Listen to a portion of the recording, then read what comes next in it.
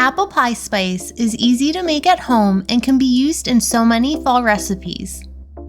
This apple pie spice can also be added to oatmeals or coffees, or give this spice blend as a gift to any baker. Welcome back, or if you're new here, my name is Kate and this is Bake That. You will need 1.5 tablespoons of ground cinnamon, 1.5 teaspoons of ground nutmeg, and 1 teaspoon of ground allspice.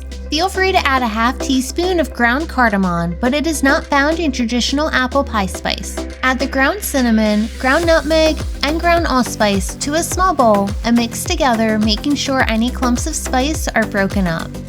Add more or less of these spices depending on your personal preference.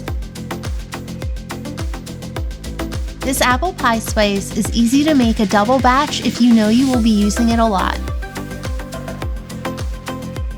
Use a funnel or a small piece of parchment paper and add this apple pie spice to a clean, dry jar and store in a cool, dry place. Check out other easy homemade spice videos like pumpkin pie spice in the link above or in the video description below. Thank you so much for watching. Come back next week to bake more good things.